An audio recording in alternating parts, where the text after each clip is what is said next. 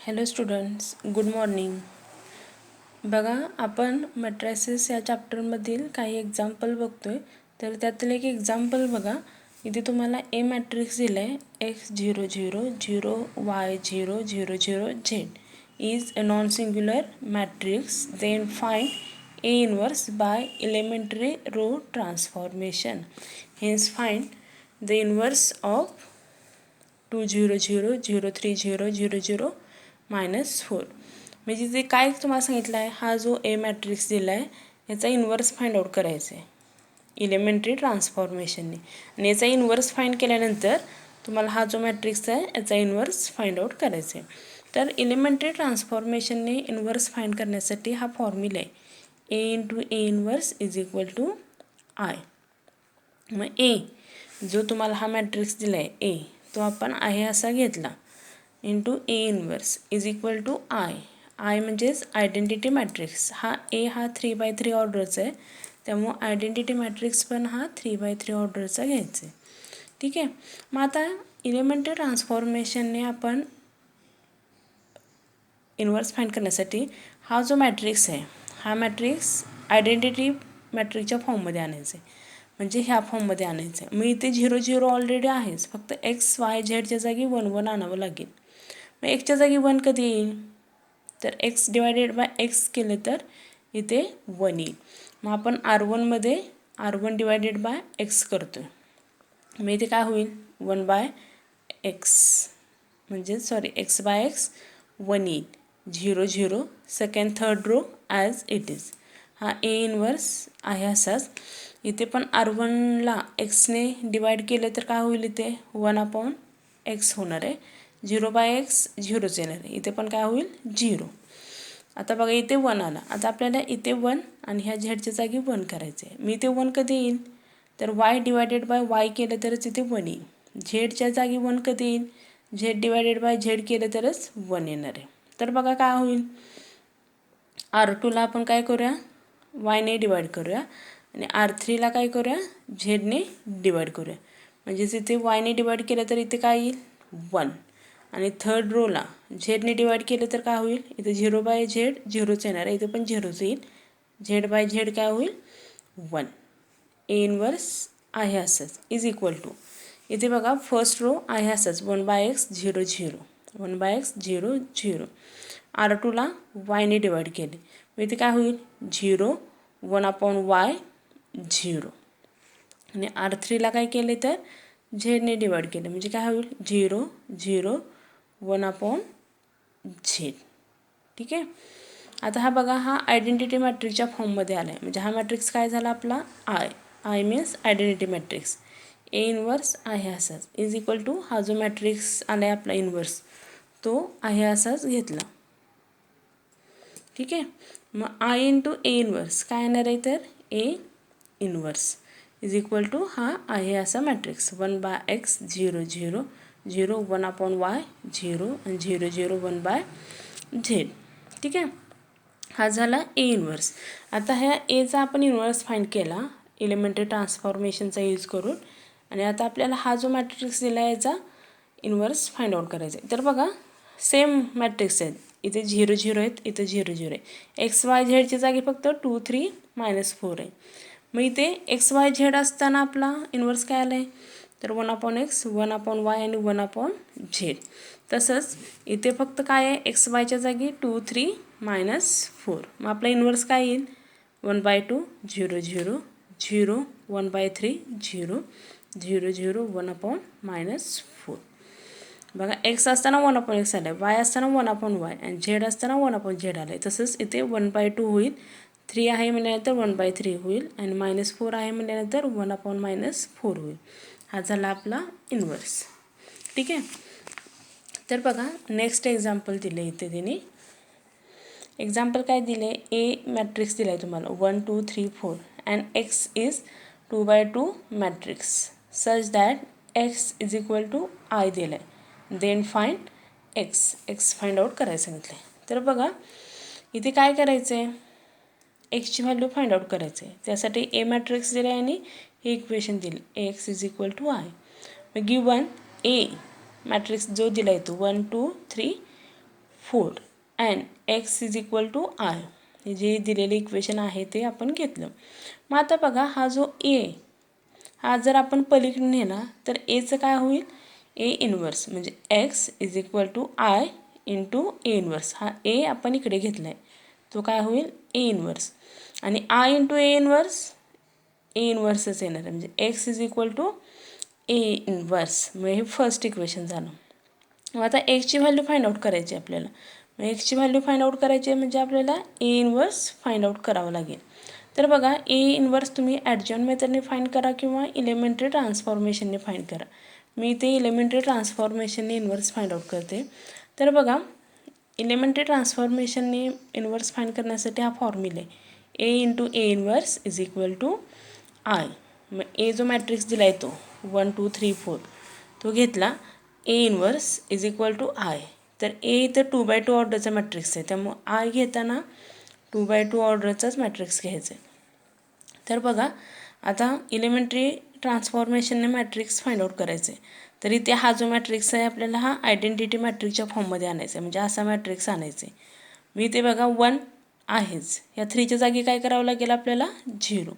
इथे 0 कधी होईल तर 3 - 3 केलं तरच काय होईल 0 होईल.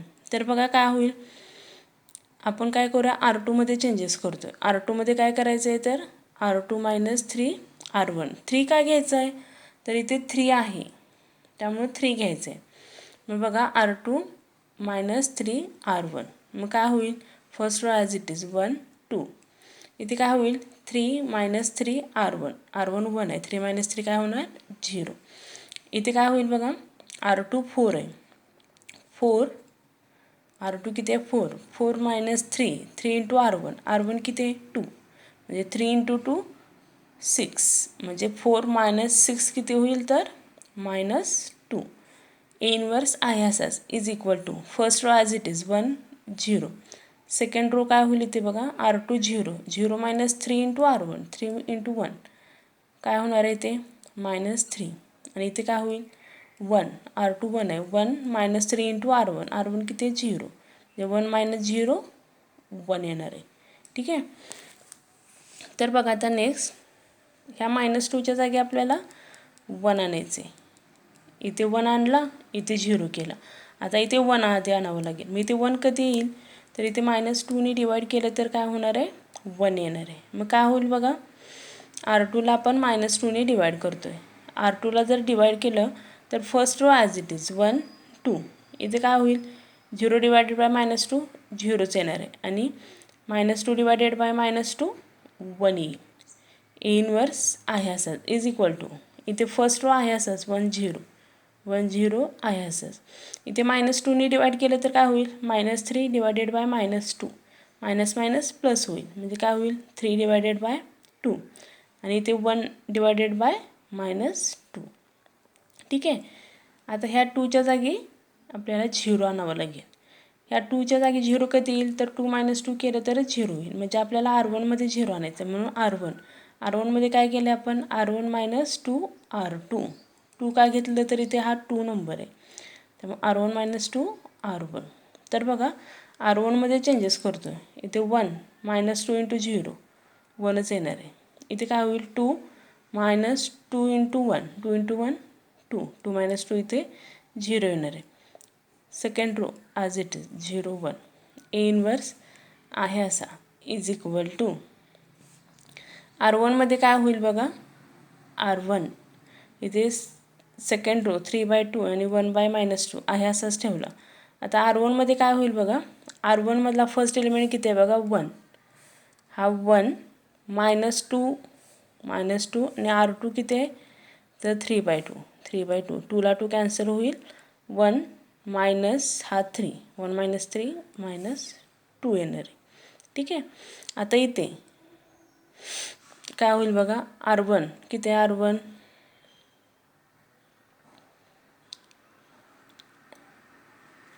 R1 किती आहे आपला 0 आहे. R1 0 आहे -2 इंटू R2 -2 इंटू R2 किती आहे 1/-2. मग हा 2 2 कॅन्सल झाला 0 मायनस मायनस प्लस होणार आहे +1. मग इथे हा झाला +1. ठीक आहे.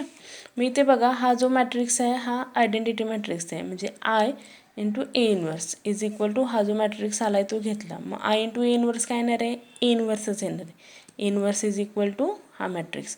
इक्वेशन 1 एक्सची व्हॅल्यू फाइंड आउट करायची आहे. एक्स म्हणजेच काय आहे? A inverse. म्हणजेच एक्सची व्हॅल्यू काय येणार आहे? तर हा जो आपला इन्वर्स आला आहे तो -2 1 3/2 -1/2.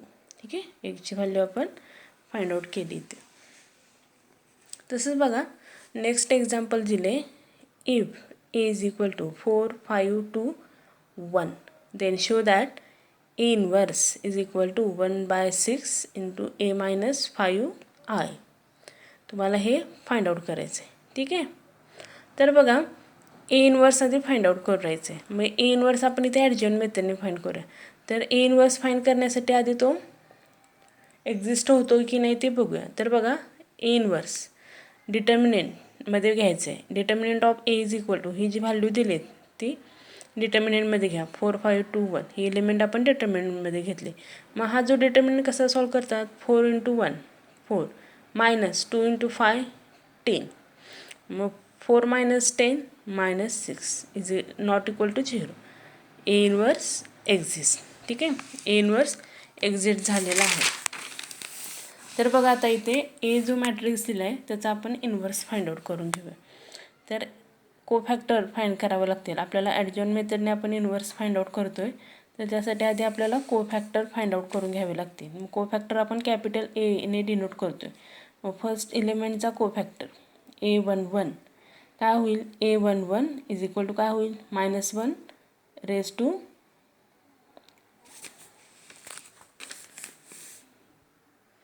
बघा काय होईल?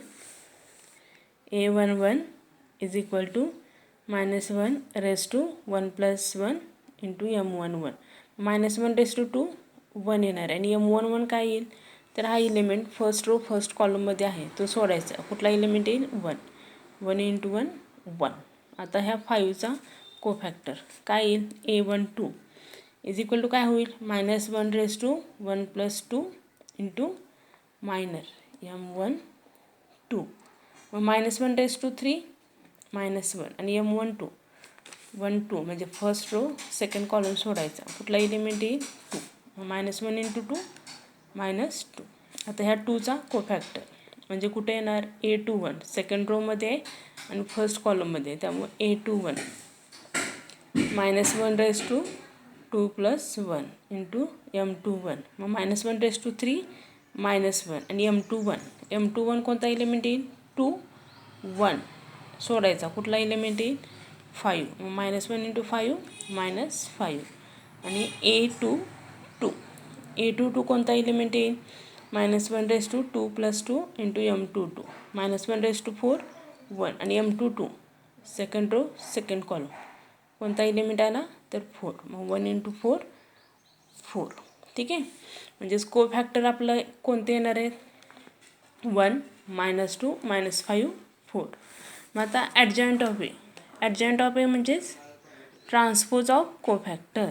म्हणजेच हा फर्स्ट रो इकडे फर्स्ट कॉलमला येणार 1 -2 आणि सेकंड रो सेकंड कॉलम -5 4. हा झाला ॲडजॉइंट ऑफ ए. मग ॲडजॉइंट ऑफने आपण इन्वर्स फाइंड करतो आहे ॲडजॉइन मेथडने. त्यावेळी फॉर्म्युला काय आहे आपला? A inverse is equal to 1 determinant of A into adjoint of A. A inverse 1 determinant of A काय आहे आपला? डिटर्मिनंट एची व्हॅल्यू फाइंड आउट केली आपण.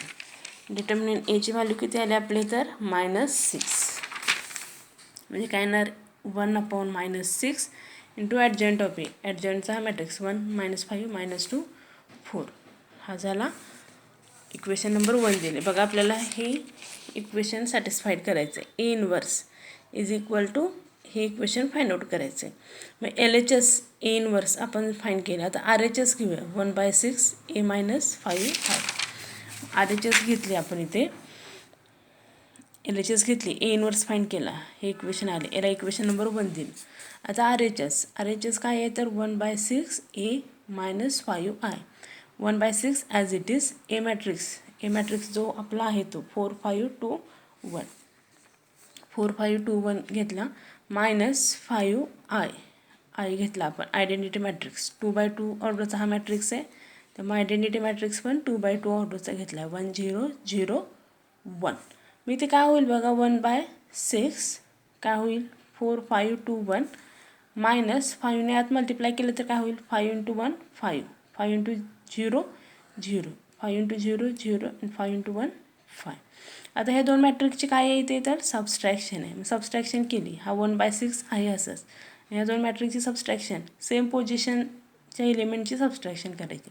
4 - 5 -1 5 - 0 5 2 - 0 2 आणि 1 - 5 -4. म्हणजेच ह्या दोन्हीतून बघा 1/6 -1 5 2 -4 आलं आहे. आणि इथे बघा आपले साईन -5 आणि -2 आहे आणि इथे -6 आहे.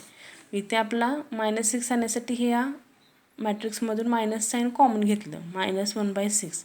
तर मायनस साईन कॉमन घेतलं तर इथे काय होईल -1चं +1 होईल 5चं -5 होईल 2चं -2 होईल आणि -4चं 4.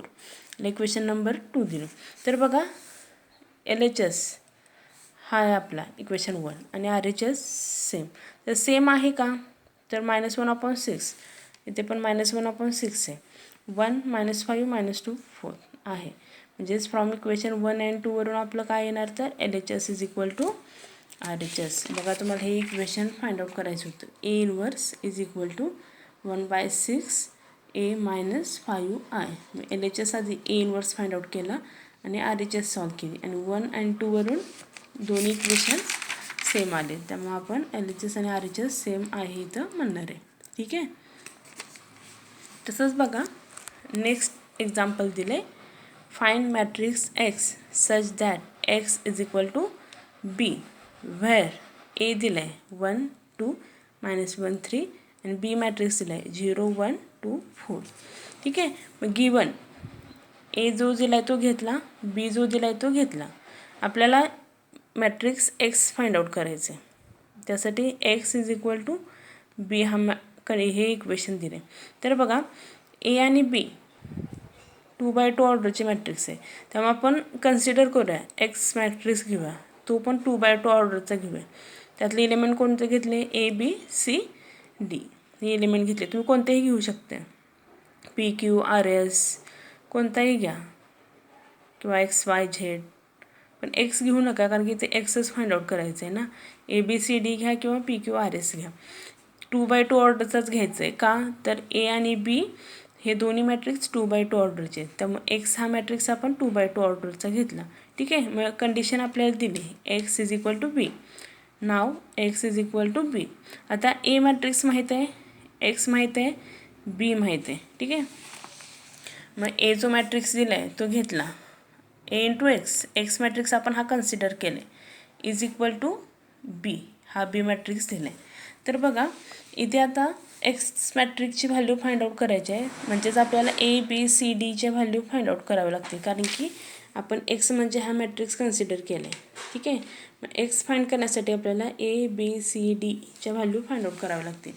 त्यासाठी काय केले बघा आपण A × X मॅट्रिक्स घेतला = B. मग आता ह्या दोन्ही मॅट्रिक्सची काय आहे तर मल्टिप्लिकेशन आहे. मल्टिप्लिकेशन कशी करतो आपण first row is multiplied by first column 1 × A plus 2 × C 2C म्हणजे A + 2C हा झाला फर्स्ट एलिमेंट. आता first row second column 1 × B plus 2 × D 2D B + 2D. आता सेकंड रोला काय होणार आहे second row is multiplied by first column म्हणजे -1 × A - A plus 3 × C 3C म्हणजे -A + 3C. आणि आता इथे सेकंड रो सेकंड कॉलम म्हणजे -1 × B -B आणि 3 × D 3D = B आहे असंच. तर बघा हे दोन मॅट्रिक्स इक्वल आहेत असं सांगितले. हा मॅट्रिक्स = हा मॅट्रिक्स. मग by equality of matrices equality of मॅट्रायसेसनुसार काय होईल इथला एलिमेंट =